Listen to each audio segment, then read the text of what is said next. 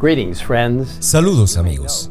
Como ustedes saben, hemos estado leyendo el maravilloso libro El conflicto de los siglos, rastreando la historia cristiana a lo largo de las edades. Más recientemente hemos estado analizando la Reforma Protestante y cómo Dios continuó guiando a su pueblo, incluso a través de una terrible persecución. Continuaremos nuestro estudio regular la próxima semana, pero hoy estamos recordando una fecha muy importante en la historia del movimiento remanente de Dios de los últimos días, 20 de mayo de 1863. Leemos en la página 343 de El conflicto de los siglos que la obra de Dios en la tierra presenta siglo tras siglo sorprendente analogía en cada gran movimiento de reforma o religioso. Los movimientos importantes de Ogaño concuerdan con los de antaño y la experiencia de la Iglesia en tiempos que fueron encierra lecciones de gran valor para los nuestros. Ninguna verdad se enseña en la Biblia con mayor claridad que aquella de que por medio de su Santo Espíritu, Dios dirige especialmente a sus siervos en la tierra en los grandes movimientos en pro del adelanto de la obra de salvación.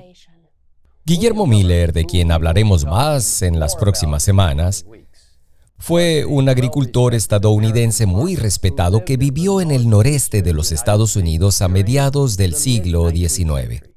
En un momento dudó de la autoridad divina de las Escrituras, pero después de varios años de incredulidad comenzó a sentirse desesperado. Sin embargo, Dios no se había olvidado de este hombre honesto y gentilmente le abrió los ojos a la verdad de su palabra. Miller comenzó a estudiar la Biblia fervientemente, versículo por versículo, utilizando únicamente una concordancia como guía. Mientras estudiaba en oración, experimentó la verdad que se encuentra en el Salmo 119, versículo 130.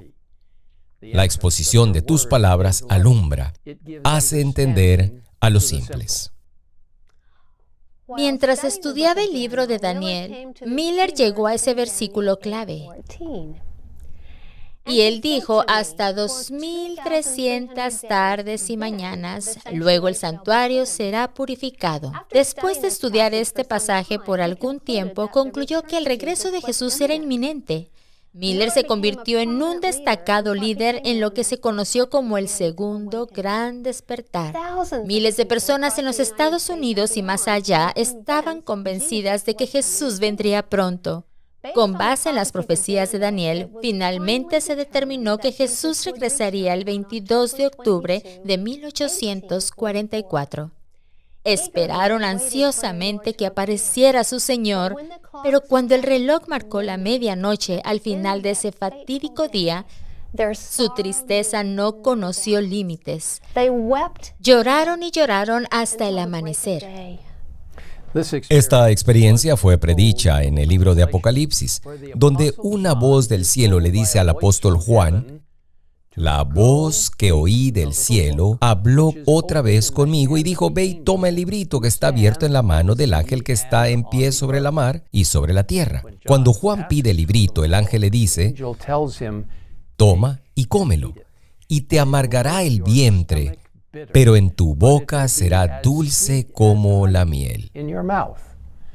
Juan siguió las instrucciones y descubrió que era tal como el ángel le había dicho. Entonces se le dijo, es necesario que profetices otra vez sobre muchos pueblos, naciones, lenguas y reyes. Esta profecía describe perfectamente la experiencia de los milleritas.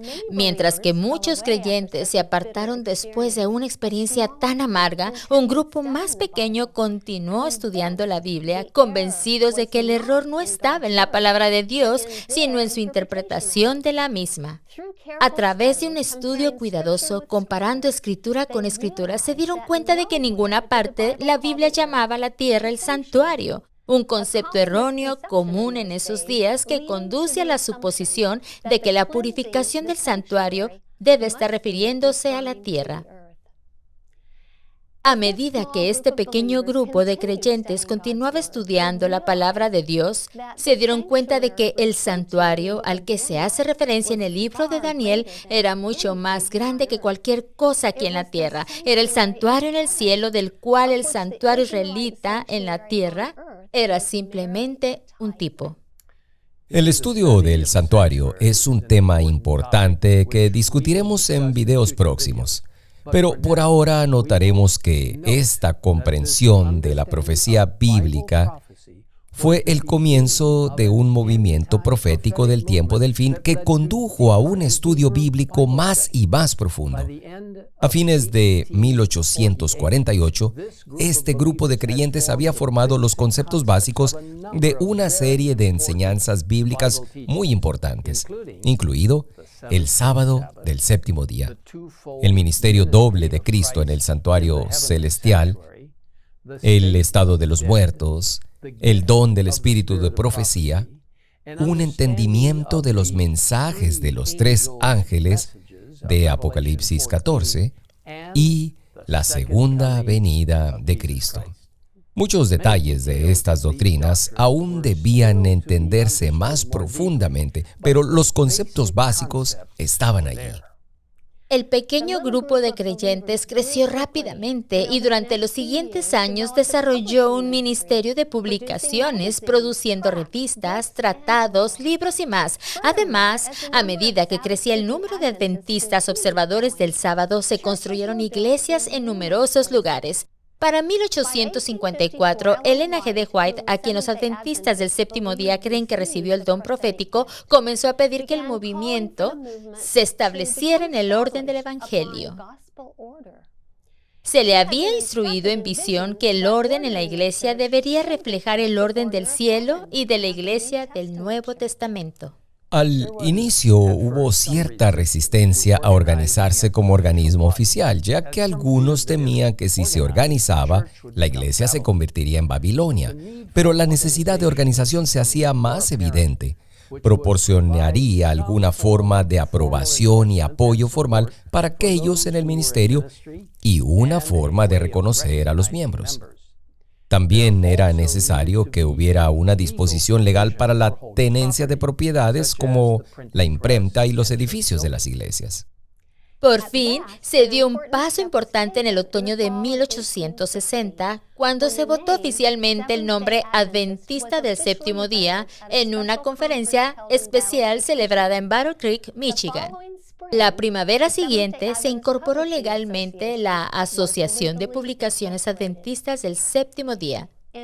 En abril de 1861 se dieron más pasos durante una reunión en Battle Creek, donde se decidió formar conferencias estatales y una conferencia o asociación general. Varios meses después, las iglesias del estado de Michigan se unieron para formar la primera conferencia estatal. Esto fue muy significativo, ya que se tomaron muchos otros pasos importantes, incluida la adopción de un procedimiento para proporcionar credenciales a los ministros de la conferencia o asociación, así como procedimientos para la elección de los oficiales de la iglesia y para aceptar nuevos miembros de la confraternidad. Pronto, las iglesias en varios otros estados también se unieron para formar conferencias. Así se preparó el escenario para que todas las conferencias estatales se unieran para formar una conferencia general de la Iglesia Adventista del Séptimo Día. ¿Cómo sucedió esto? David Trim, director de la Oficina de Archivos, Estadísticas e Investigación de la Asociación General, explica en su libro Corazones de Fe cómo nos convertimos en adventistas. La importante reunión comenzó la noche del miércoles 20 de mayo de 1863. Después de que los delegados llegaran en tren a Battle Creek, hubo 18 delegados provenientes de 5 de las 6 conferencias estatales existentes, incluidas Michigan, Nueva York, Illinois, Wisconsin, Minnesota y Iowa. La conferencia de Vermont no envió delegados, pero las iglesias de Ohio, que aún no se habían constituido en una conferencia, enviaron 2 delegados. Además, hubo muchos observadores interesados, incluida Ellen G. de White. La primera acción de los delegados fue elegir un presidente y un secretario temporales. El presidente era Jotham Aldrich, que tenía 35 años y se había convertido apenas 3 años antes. Uriah Smith tenía 31 años y fue elegido secretario. Curiosamente, él no era un delegado. Luego, el grupo cantó En tu nombre comenzamos, del himnario que Jaime White publicó 2 años antes. Los delegados presentaron sus credenciales para su verificación y se levantó la sesión hasta la mañana siguiente.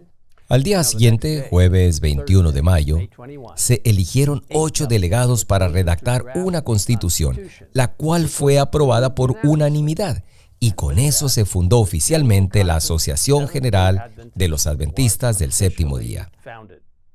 Esto proporcionó una estructura permanente con campos locales y sesiones anuales. Habría 3 funcionarios permanentes, presidente, secretario y tesorero, y una junta ejecutiva de 3. Es interesante que la Constitución original comenzaba con un preámbulo explicando por qué se estaba estableciendo la Asociación General. Era con el propósito de asegurar la unidad y la eficiencia en el trabajo y promover los intereses generales de la causa de la verdad presente.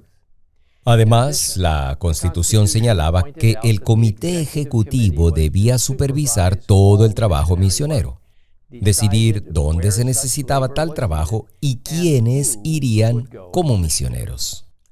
Desde entonces, Dios ha bendecido enormemente a su iglesia, creciendo de solo 3.500 miembros y 6 conferencias en 1863 a más de 22 millones de miembros, con presencia en más de 200 países y territorios alrededor del mundo. La iglesia opera miles de escuelas, hospitales, editoriales, ministerios de medios y más. Todo con el propósito de ministrar a los demás y compartir la esperanza que tenemos con el mundo. Amigos, Dios organizó la Iglesia Adventista del Séptimo Día para la unidad, la identidad y la misión, para proclamar los mensajes de los 3 ángeles de los últimos días a un mundo necesitado. Es el movimiento profético descrito en el libro de Apocalipsis, y Dios nos invita a avanzar hoy en su llamado especial. Su palabra profética es 100% confiable. Podemos contar con ella.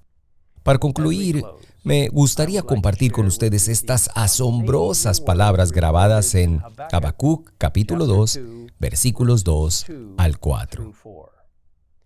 Y Jehová me respondió y dijo: escribe la visión y declárala en tablas, para que corra el que leyere en ella. Aunque la visión tardará aún por un tiempo, mas se apresura hacia el fin y no mentirá. Aunque tardare, espéralo, porque sin duda vendrá, no tardará. He aquí que aquel cuya alma no es recta se enorgullece, mas el justo por su fe vivirá. Oremos juntos ahora mismo. Padre Celestial, gracias por liderar tu movimiento a lo largo de las décadas, sí, incluso de los siglos, desde el principio de los tiempos.